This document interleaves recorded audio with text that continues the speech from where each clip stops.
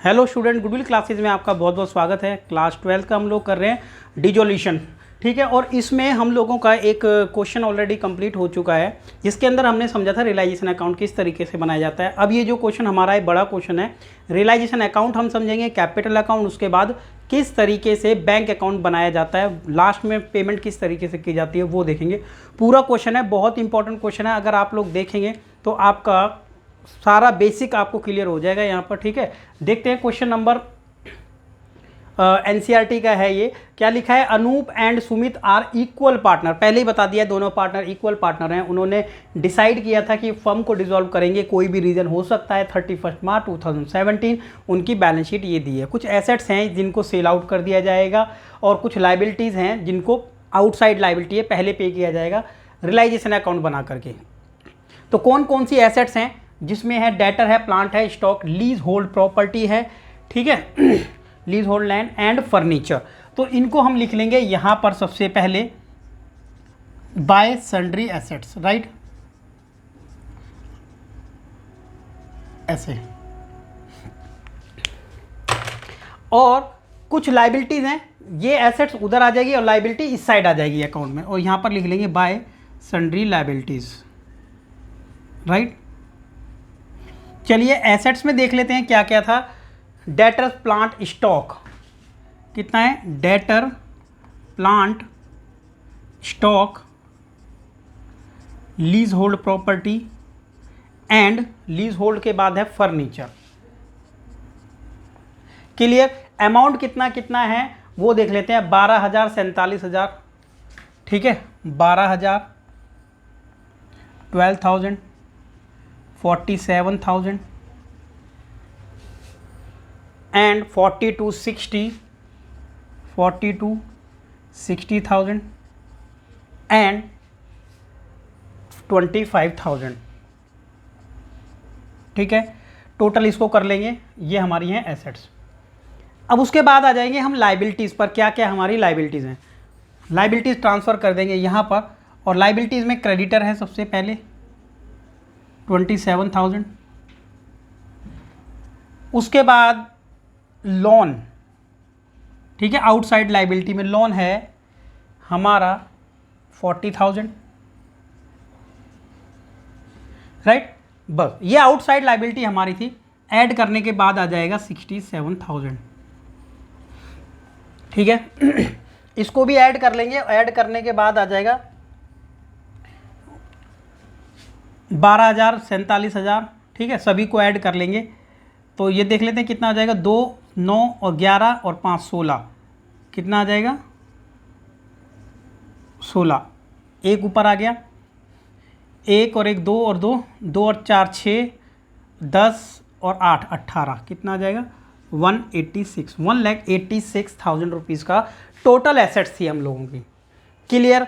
उसके बाद अब देखें कि कौन सी एसेट्स कितने अमाउंट में रियलाइज हुई है, ये क्वेश्चन हमें बता देगा, ठीक, ओके।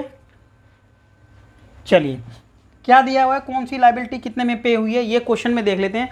देखो लीज है होल्ड प्रॉपर्टी थी वो 70 था, एसेट्स इधर जाके सेल आउट कर दीजिए आप, ठीक है। लिख देंगे बाय बैंक। भाई जितना भी पेमेंट होता जाएगा ना, जो भी एसेट जितने में बिकेगी, कितने में सेल होगी, अपने आप नहीं लिखना है कि कौन सी एसेट कितने में सेल हो गई है। क्वेश्चन में आपको बता दिया जाएगा कि लैंड कितने की सेल हो गई, अपने मन से तो नहीं करेंगे ना। क्या लिखेगा, lease hold property that is 72,000 and furniture, ठीक है, सारी एसेट सेल कर देना, 22,500। स्टॉक सबके बारे में बताएगा, 40,500, इतने में रियलाइज हुआ, ठीक है। प्लांट आप देख लेते हैं कितना है, 48,000, ठीक है, 48,000। उसके बाद आप देख लेते हैं कि डेटर्स 10,500, डेटर 10,500। क्या कोई एसेट्स ऐसी है जो अभी तक रियलाइज नहीं की हमने, तो कितनी थी, 1, 2, 3, 4, 5, तो पाँचों एसेट यहाँ पर रियलाइज हो गई हैं वैल्यूज़, ठीक है। अब बात कर लेंगे इधर कि लोन कौन कौन सा हमें पे करना है, ठीक है। यहाँ पर ये क्या लिखा है, 2 लिखा है, क्या लिखा था 2। अब लिख देंगे 2 बैंक, क्या लिख देंगे बैंक, और कौन कौन सी लाइबिलिटी कितने में पे आउट होती है वो देखना है। कि क्रेडिटर के लिए कितना पे किया क्वेश्चन में बता दिया गया होगा। तो लिख लेते हैं क्या है, the creditor were to be paid 25,500, creditor को देख लेते हैं। तो यहाँ पर लिख लेते हैं क्रेडिटर 25,500, क्लियर है। इन फुल सेटलमेंट, ठीक है, फुल सेटलमेंट हो गया। इसमें एक्सपेंस ऑफ रियलाइजेशन भी बता दिया है आपको, ठीक है, तो एक्सपेंस ऑफ रियलाइजेशन भी देख लेंगे। और अभी लोन कितने में सेटिस हमने किया होगा पेमेंट, फुल सेटलमेंट कितने में हमारा लोन का हुआ होगा, क्या ये क्वेश्चन में दिया हुआ है। अगर नहीं भी दिया होगा तो लाइबिलिटी है, पे हमें करनी पड़ जाएगी पूरी। अगर क्वेश्चन में कोई इन्फॉर्मेशन नहीं है तब आप ये मान लेना कि इसकी लाइबिलिटी हमने खुद पे कर दी है। भाई लाइबिलिटी है, अगर नई इन्फॉर्मेशन दी होगी तो पूरी पे कर देना। और कई बार होता है कि लोन में आपको बता दिया जाएगा इतना पेमेंट किया हमने। तो आप देख लीजिए लोन का क्या है, लोन के बारे में कुछ नहीं लिखा, उसके बाद प्रिपरेशन बताया क्या क्या आपको बनाना है। तो एक काम करेंगे, अब हम लोन जितना भी था 40,000 हमने पूरा पे कर दिया होगा और टोटल आ गया था 65,500, क्लियर। एक चीज़ और रियलाइजेशन एक्सपेंस है, उसको अलग से लिख लेते हैं, बैंक डैश करके लिख दो। Realisation expense ₹25,500। आप स्टार्टिंग से देख रहे हैं तो ज़रूर समझ आएगा आपको, ठीक है, कोई ऐसा नहीं है पॉइंट कि आपको ना समझ आए। इसको ऐड कर लेंगे तो 5 5 10 15, 5 1 5 और 8 13, 1 10 7 8 10 और 9 19, 1,93,500, 1,93,500 रुपीज़। ये हमारी टोटल एसेट रियलाइज हुई थी, लाइबिलिटी हमने पे कर दिया, सब कुछ कंप्लीट कर दिया है और क्वेश्चन में कुछ भी दिया नहीं था, ठीक है। यहाँ पर जो आना चाहिए हमारे रियलाइजेशन में, ठीक है, सारी हमने एसेट्स यहाँ ट्रांसफ़र करके कितने में सेल आउट हुई, लाइबिलिटी कितनी पेमेंट की, डन हो गया सर।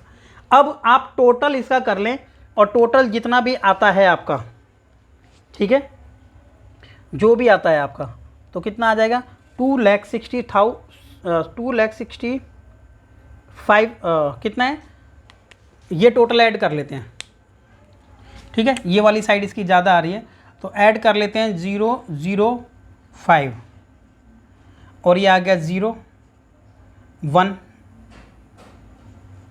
2 26, ठीक है 26, 2,60,500 कितना आ गया 2,60,500 रुपीज़ में से, ठीक है, वो वाली साइड आप घटा देंगे तो आपको क्या आ जाएगा, यहाँ पर मिलेगा प्रॉफिट या फिर लॉस। तो आपकी कौन सी साइड ज़्यादा आ रही है, आपकी साइड आ रही है क्रेडिट साइड ज़्यादा। कौन सी साइड आ रही है, क्रेडिट साइड ज़्यादा। अब आप टोटल इसमें से घटा दे देंगे, इसको लेस कर दें तो आ जाता है 6,500 रुपीज़, ठीक है, ये माइनस कर दें 6,500 रुपीज़ का आपका प्रॉफिट आ जाता है। अब जब ये प्रॉफिट आपका आ जाता है ना तो ये प्रॉफिट हमारा क्रेडिट साइड ज़्यादा है ना तो प्रॉफिट ज़्यादा आएगा, तो क्या लिखेंगे प्रॉफिट ट्रांसफ़र कर देंगे कैपिटल अकाउंट में। कौन कौन थे पार्टनर, अनूप एंड सुमित, अनूप और सुमित दोनों को प्रॉफिट चला जाएगा, जो भी उनका रेशियो था। क्वेश्चन में पता था आपको इक्वल रेशियो है, अगर इक्वल रेशियो है तो क्या रेशियो इनका था इक्वल, तो बांट देंगे इक्वल तो कितना आ जाएगा 32-50 इसको और 32-50 मिल जाएगा इसको। देखिए रियलाइजेशन अकाउंट ये हमारा कंप्लीट हो गया है। इसके बाद जो हमें बनाना है वो बना लेना है अपना अकाउंट दूसरा, यानी कौन सा, लोन अकाउंट। अगर बनाना पड़े तो बनाएंगे, किसी पार्टनर ने लोन दिया है तो क्या किसी पार्टनर ने लोन दिया था हम लोगों को, लोन के केस में कोई बात नहीं की गई थी, ठीक है। चलिए अब हम बना लेते हैं अपना एक अकाउंट, जिसको सबसे पहले बनाना पड़ेगा कैपिटल अकाउंट, ठीक है। कैपिटल अकाउंट बनाने के लिए यहाँ पर हम स्पेस बना लेते हैं और हमारे 2 ही पार्टनर हैं, ठीक है। तो 2 पार्टनर किस तरीके से लोन अकाउंट बनाएंगे वो देख लेते हैं, स्पेस लेने के लेते यहाँ पर देखिए।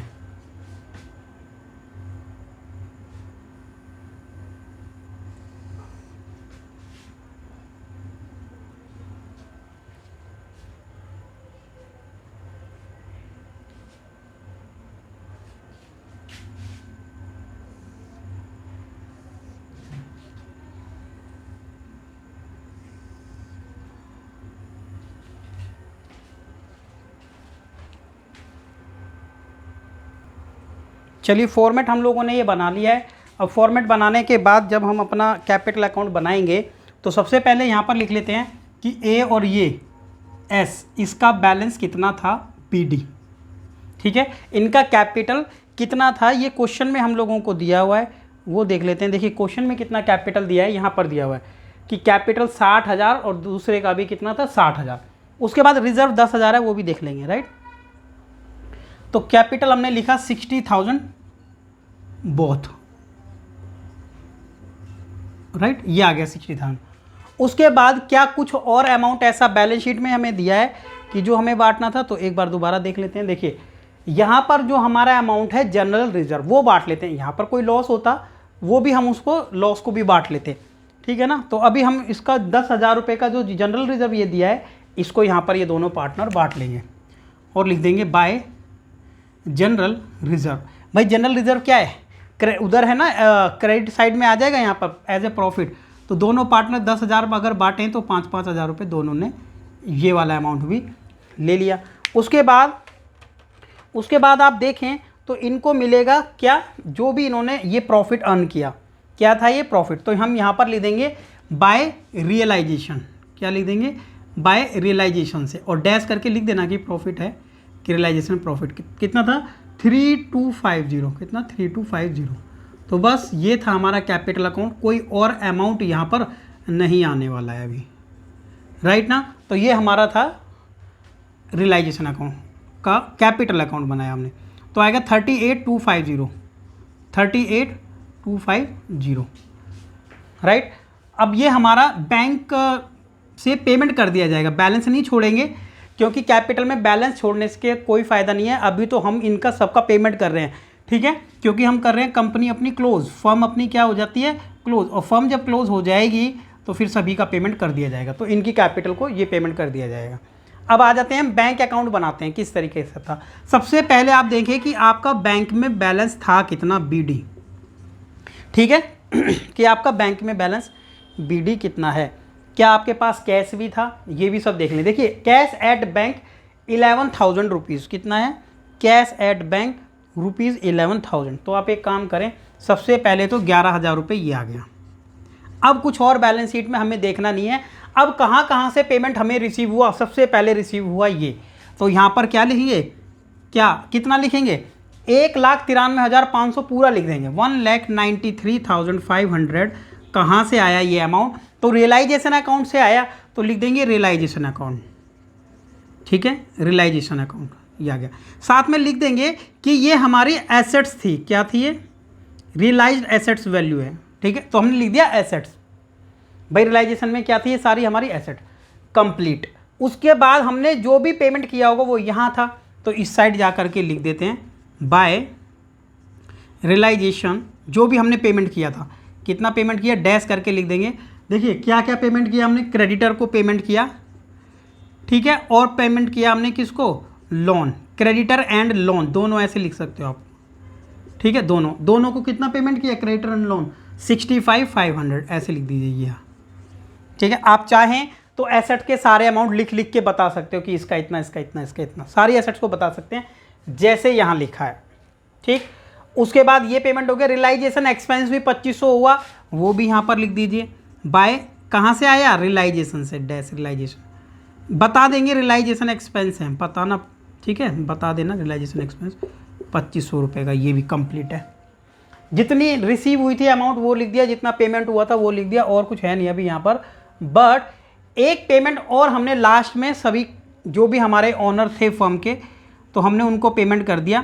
तो ये आएगा as capital account and by S capital account, जिसको मिला 68,250 और दूसरे को भी मिला 68, सेम था दोनों का 250। अब हम लोगों को क्या करना है, ये हमारा टोटल आ जाएगा यहाँ पर।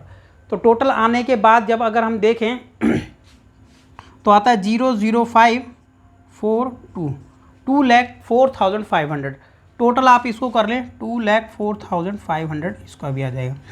तो ये बैलेंस जो बैंक अकाउंट हमारा है, ये दोनों तरफ से बैलेंस हो जाएगा, ठीक है। तो यहाँ पर ये पता चला कि जितनी भी एसेट्स हमारे पास बैंक्स में पैसा आया वो सारा कहीं ना कहीं चला गया और इस तरीके से फर्म हमारी क्लोज हो जाती है। तो बैंक क्यों बराबर हो जाता है, सीधी सी बात ये भी है कि हम कंपनी के अंदर कोई अमाउंट छोड़ के तो जाएंगे नहीं, जहाँ से भी पैसा आया था वो कहीं ना कहीं गया ही होगा, ठीक है, डबल एंट्री सिस्टम है। तो ये हो जाता है क्वेश्चन हमारा कंप्लीट। अब देखेंगे इसके बाद एक और नेक्स्ट क्वेश्चन, मिलते हैं अगली वीडियो में। Okay, thank you.